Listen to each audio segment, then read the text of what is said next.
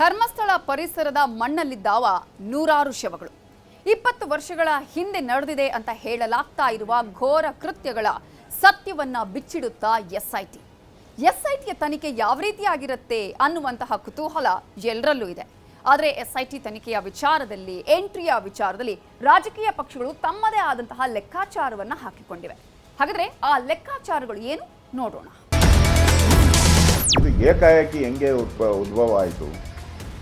20 ವರ್ಷಕ್ಕೆ ಇವಾಗೇ ಜ್ಞಾನೋದಯ ಯಾಕಾಗಿದೆ? ಧರ್ಮಸ್ಥಳ ಅಂತೇಳಿ ಅಪಪ್ರಚಾರ ಮಾಡೋದ್ರಿಂದ ಹಿಂದೂಗಳ ಭಾವನೆಗೆ ನೋವನ್ನು ಉಂಟು ಮಾಡ್ತಾರೆ. ಹಿಂದೂ ಸಮಾಜ ನಂಬಿಕೆ ಕೇಂದ್ರಗಳ ಮೇಲೂ ಕೆಲವೊಂದು ಕಡೆ ಅನುಮಾನ ಹುಟ್ಟಿಸುವಂಥದ್ದು. ನಂಬಿಕೆ ಆಗಬೇಕು, ವಿಶ್ವಾಸ ಇದೆ. ಯಾವುದೇ ರೀತಿಯಂಥ ತಪ್ಪುಗಳು ಆ ಕೇಂದ್ರದಿಂದ ಆಗಿದ್ದು ನನಗಂತೂ ಅನಿಸ್ತಾ ಇಲ್ಲ. ಹೆಸರುವಾಸಿಯಾಗಿರುವಂಥ ಒಂದು ಧರ್ಮದ ಒಂದು ಕೇಂದ್ರವನ್ನು ಈ ನೆಪದಲ್ಲಿ ಹೆಸರು ಕೆಡಿಸುವಂಥ, ನಂಬಿಕೆ ಕೆಡಿಸುವಂಥ ಕೆಲಸಗಳು ಆಗಬಾರ್ದು. ಅದಕ್ಕೆ ಸರ್ಕಾರ ಅವಕಾಶವನ್ನು ಮಾಡಿಕೊಡಬಾರ್ದು. ಭಾಳ ಸೆನ್ಸಿಟಿವ್ ಇರುವಂಥ ಇದು ವಿಚಾರ. ಇದು ಕರ್ನಾಟಕಕ್ಕೆ ಸಂಬಂಧಪಟ್ಟಿದ್ದು. ಕೇರಳ ಸರ್ಕಾರ ಯಾಕೆ ಬಂತು ಇದರಲ್ಲಿ? ಬೇರೆ ಧರ್ಮದ ಬಗ್ಗೆ ಮಾತಾಡ್ತಾರಾ? ಬಾಯಿ ಬಿಡ್ತಾರಾ? ಬಾಯಿ ಬಿಡೋದೇ ಇಲ್ಲ, ಬಾಯಿ ಮುಚ್ಕೊಂಡ್ಬಿಡ್ತಾರೆ ಎಲ್ಲರೂ. ಹಿಂದೂ ಅಂತ ಹೇಳಿದ್ರೆ ಎಲ್ಲರೂ ಮಾತಾಡೋಕ್ಕೆ ಶುರು ಮಾಡ್ತಾರೆ. ಅದೇ ನಮ್ಮ ದೌರ್ಭಾಗ್ಯ. ಮಾಡ್ಕೊಳ್ಳಿ ಅಂತ ತೊಂದರೆ ಇಲ್ಲ, ಯಾವುದೇ ತಪ್ಪಾಗಿಲ್ಲ. ಅವರೇನು ತನಿಖೆ ಮಾಡಬೇಕು ಮಾಡ್ಕೊಂತಾರೆ, ಅದಕ್ಕೇನು ಸಮಸ್ಯೆ. ಧರ್ಮಸ್ಥಳಕ್ಕೆ ಇದು ಬಿಸಿ ತುಪ್ಪ, ಬಿಸಿ ಬಿಸಿಯಾದ ತುಪ್ಪ. ಈ ತುಪ್ಪವನ್ನ ನುಂಗೋಕು ಆಗಲ್ಲ, ಉಗುಳೋಕು ಆಗಲ್ಲ. ನುಂಗಿದ್ರೆ ಹೊಟ್ಟೆ ಸುಡುತ್ತೆ, ಉಗುಳಿದ್ರೆ ತುಪ್ಪ ವೇಸ್ಟ್ ಆಗತ್ತೆ. ಹಾಗಂತ ಗಂಟಲಲ್ಲಿ ಇಟ್ಕೊಂಡ್ರೆ ಗಂಟಲಿನ ಕಥೆ ಹರೋಹರ. ಹೀಗಂತ ಸುಮ್ಮನೆ ಇರೋದಕ್ಕಾಗಲ್ಲ, ಏನಾದ್ರೊಂದು ಮಾಡಲೇಬೇಕು. ಇಂತಹ ಸ್ಥಿತಿ ರಾಜಕೀಯ ಪಕ್ಷವೊಂದಕ್ಕೆ ಸೃಷ್ಟಿಯಾಗಿದೆ. ಇಂಥ ಸ್ಥಿತಿಯಲ್ಲಿರೋ ಆ ಪಕ್ಷ ತನ್ನದೇ ಲೆಕ್ಕಾಚಾರಗಳನ್ನು ಹಾಕಿಕೊಳ್ತಿದೆ. ಮತ್ತೊಂದು ಪಕ್ಷವು ಸುಮ್ಮನೆ ಕೂತ್ಕೊಂಡಿಲ್ಲ. ಧರ್ಮಸ್ಥಳ ಕೇಸಲ್ಲಿ ತಾನೇನೂ ಕಡಿಮೆ ಇಲ್ಲ ಅಂತ ಹೊಸ ಲೆಕ್ಕ ಬರೀತಿದೆ. ಏನಿದು ಲೆಕ್ಕಾಚಾರದ ಕಥೆ ಅಂತೀರ? ಇಲ್ಲಿದೆ ನೋಡಿ. ಎಸ್ಐಟಿ ಸುಳಿಯಲ್ಲಿ ಧರ್ಮಸ್ಥಳ ಕೇಸ್, ಹೊಸ ಲೆಕ್ಕಾಚಾರಗಳು ಶುರು.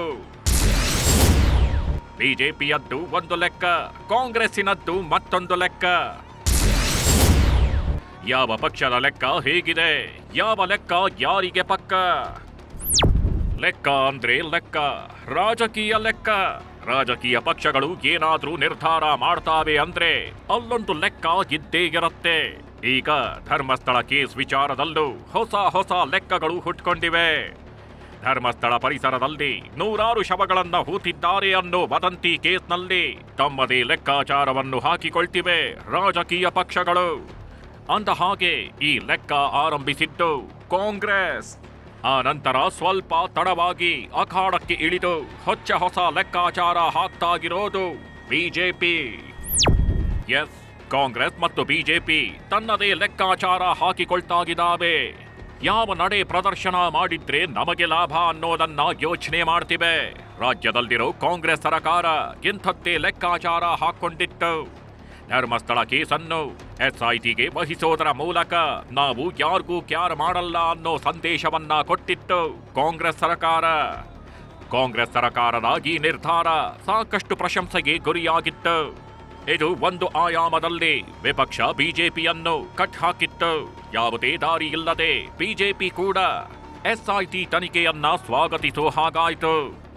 ಎಸ್ಐಟಿ ತನಿಖೆಯನ್ನ ಸ್ವಾಗತಿಸಿರೋ ಬಿಜೆಪಿ ಸುಮ್ನೆ ಸ್ವಾಗತಿಸಿಲ್ಲ, ತಮ್ಮದೇ ಆದ ಷರತ್ತುಗಳನ್ನು ಹಾಕಿವೆ.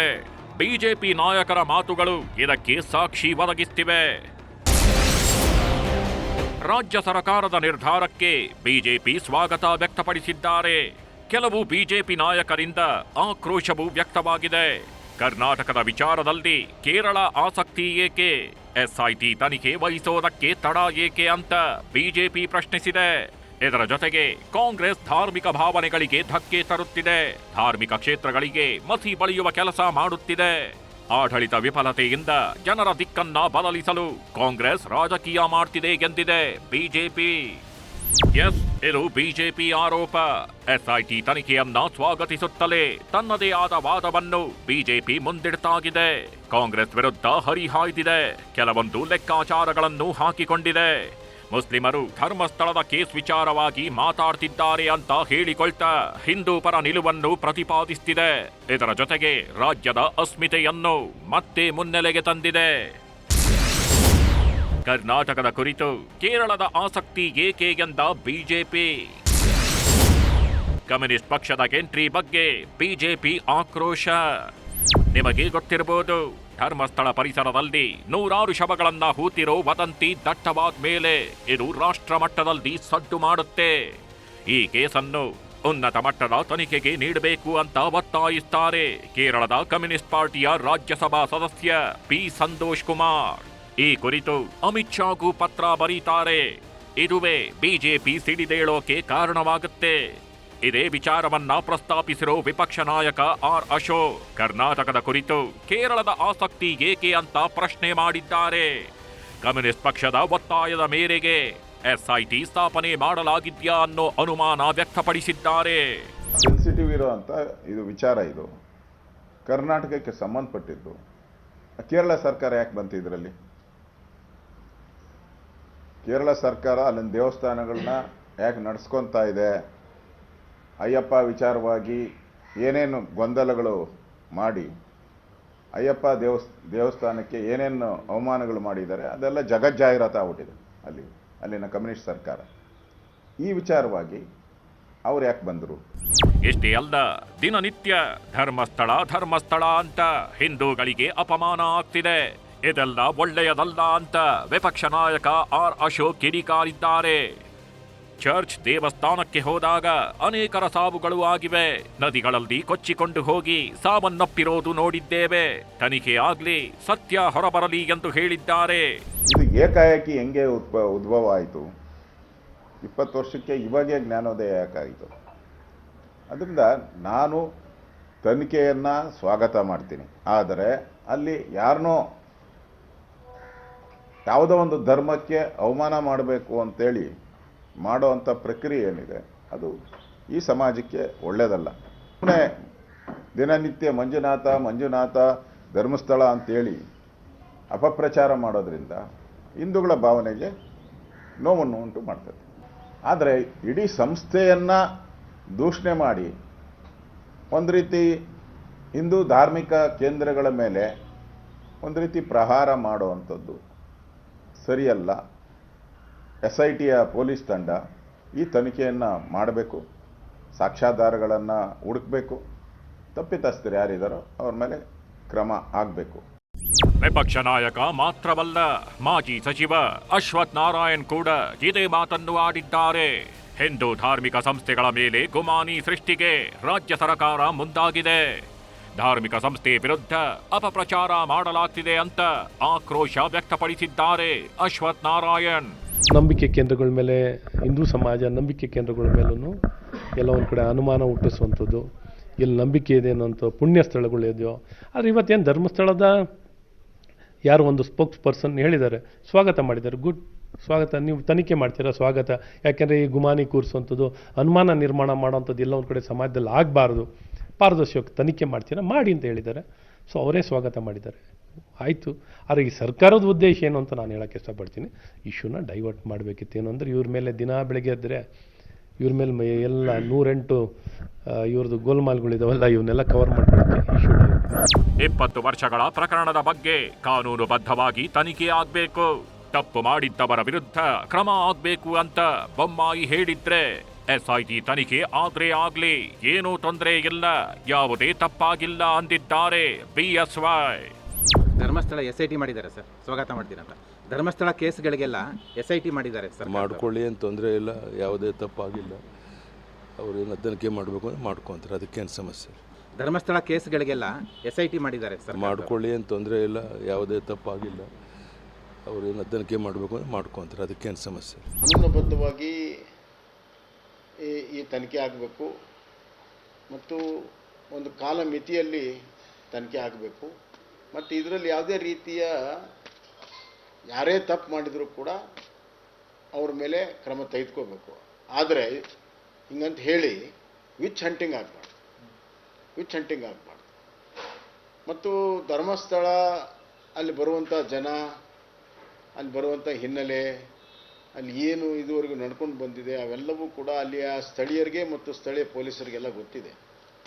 ಸ್ಥಳೀಯ ಪೊಲೀಸ್ ಸ್ಟೇಷನಲ್ಲಿ ಭಾಳ ವರ್ಷ ಕೆಲಸ ಮಾಡಿದವರಿಗೆಲ್ಲ ಗೊತ್ತಿದೆ. ಮತ್ತು ನಾನು ಏನು ಹೇಳ್ತಿದ್ದೀನಿ, ಇದನ್ನು ಕೂಡಲೇ ಮಾಡಬೇಕಲ್ಲ. ಈಗ ಅವರು ಯಾರು ಕಂಪ್ಲೇಂಟ್ ಕೊಟ್ಟಿದ್ದಾರೆ ಅವ್ರು ಹೇಳಿದ್ದಾರೆ, ನಾನು ಹಲವಾರು ಹಣಗಳನ್ನು ಹೂತಾಕಿದ್ದೇನೆ, ನನ್ನ ಮೇಲೆ ಒತ್ತಡ ಇದೆ. ಅವ್ರು ಹೇಳಬೇಕಲ್ಲ, ಯಾರು ಒತ್ತಡ ಹಾಕಿದರು, ಯಾರು ಒತ್ತಡ ಹಾಕಿದ್ದಾರೆ ಅಂತ ಇಷ್ಟೊತ್ತಿಗೆ ಹೇಳಬೇಕು ಮತ್ತು ಅದು ಆ ದಿಕ್ಕಿನಲ್ಲಿ ತನಿಖೆ ಆಗಬೇಕು. ಬಿಜೆಪಿ ನಾಯಕರು ಒಟ್ಟಾರೆಯಾಗಿ ಎಸ್ಐಟಿ ತನಿಖೆಯನ್ನು ಸ್ವಾಗತಿಸುತ್ತಾನೆ ಸರ್ಕಾರದ ವಿರುದ್ಧ ಆಕ್ರೋಶ ಹೊರಹಾಕಿದ್ದಾರೆ. ಹಿಂದೂ ವಿರೋಧಿ ನೀತಿ ಅನುಸರಿಸಬಾರದು ಅಂತ ಎಚ್ಚರಿಕೆಯನ್ನು ಕೊಡ್ತಾಗಿದ್ದಾರೆ. ಆದ್ರೆ ಕಾಂಗ್ರೆಸ್ ನಾಯಕರು ಹೇಳ್ತಾಗಿರೋದೇ ಬೇರೆ. ಆರೋಪಗಳು ಬಂದಾಗ ಸರ್ಕಾರ ಸುಮ್ಮನಿರಲು ಆಗಲ್ಲ. ಎಸ್ಐಟಿ ತನಿಖೆಯಲ್ಲಿ ಸತ್ಯಾಸತ್ಯತೆ ಹೊರಗೆ ಬರುತ್ತೆ. ಎಸ್ಐಟಿ ರಚಿಸಿದ್ದರಿಂದ ಧಾರ್ಮಿಕ ಕ್ಷೇತ್ರಕ್ಕೆ ಧಕ್ಕೆಯಾಗಲ್ಲ. ಧರ್ಮಸ್ಥಳ ಪ್ರಕರಣದ ತನಿಖೆಗೆ ಸಾರ್ವಜನಿಕ ಒತ್ತಡ ಕಾರಣ.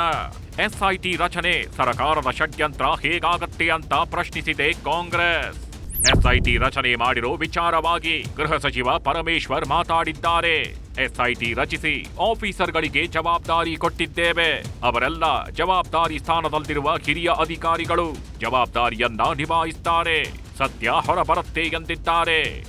ಯಾರು ತನಿಖೆ ಮಾಡಬೇಕು ಅಂತ ಒತ್ತಾಯ ಮಾಡಿದರು?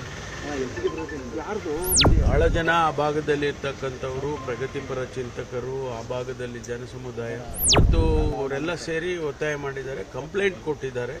ಕಂಪ್ಲೇಂಟ್ ಕೊಟ್ಟವರು ಕೂಡ ಹೇಳಿದ್ದಾರೆ ಇಲ್ಲೆಲ್ಲ ಈ ರೀತಿ ಆಗಿದೆ ಅಂತ. ಅದನ್ನ ಬಿಜೆಪಿಯವರು ಏನ್ ಹೇಳ್ತಾರೋ ಹಾಗೆ ಮಾಡ್ತೀವಿ. ಡಿಕೆಶಿ ಧಾರ್ಮಿಕ ಸ್ಥಳಗಳಿಗೆ ಧಕ್ಕೆ ಅನ್ನೋ ಬಿಜೆಪಿ ಆರೋಪಕ್ಕೆ ಡಿಕೆಶಿ ತಿರುಗೇಟು ನೀಡಿದ್ದಾರೆ. ಹಿರಿಯ ಅಧಿಕಾರಿಗಳಿಗೆ ತನಿಖೆಗೆ ಕೊಟ್ಟಿದ್ದಾರೆ.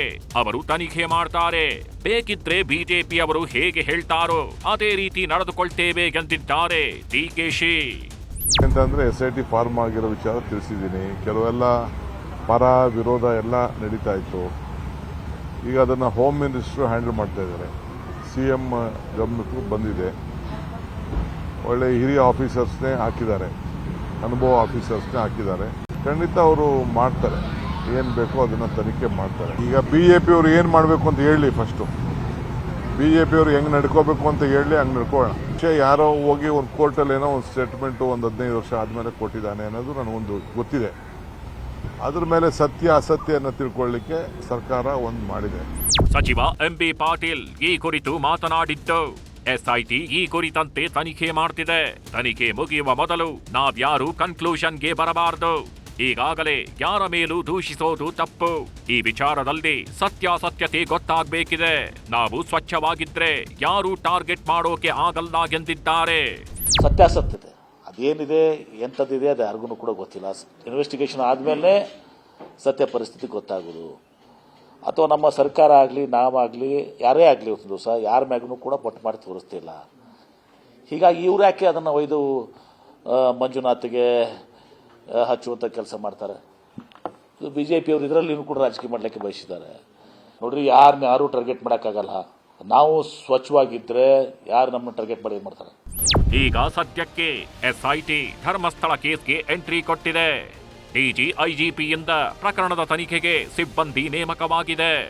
ಮೊದಲಿಗೆ ಅಪರಿಚಿತ ವ್ಯಕ್ತಿಯ ವಿಚಾರಣೆ ಮಾಡಲಾಗುತ್ತೆ.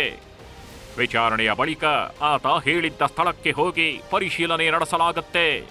ಅಲ್ಲಿ ಏನಾದರೂ ಕುರುಹು ಸಿಕ್ಕರೆ ವಿಡಿಯೋ ರೆಕಾರ್ಡ್ ಮಾಡಿಕೊಂಡು FSL ಅಧಿಕಾರಿಗಳು ಪರಿಶೀಲನೆ ನಡೆಸಲಿದ್ದಾರೆ. ಒಟ್ನಲ್ಲಿ ಎಸ್ಐಟಿ ಧರ್ಮಸ್ಥಳ ಕೇಸನ್ನು ಫುಲ್ ಟೈಮ್ ತನಿಖೆ ಮಾಡೋಕೆ ಕೌಂಟ್ ಡೌನ್ ಶುರುವಾಗಿದೆ. 20 ವರ್ಷಗಳ ನಿಗೂಢತೆ ಬಯಲಾಗೋ ಎಲ್ಲಾ ಲಕ್ಷಣಗಳು ಕಾಣುತ್ತಿದೆ. ಮತ್ತೊಂದು ಕಡೆ ಕೈ ಕಮಲ ರಾಜಕೀಯ ಕೂಡ ತಾರಕಕ್ಕೇರಿದೆ.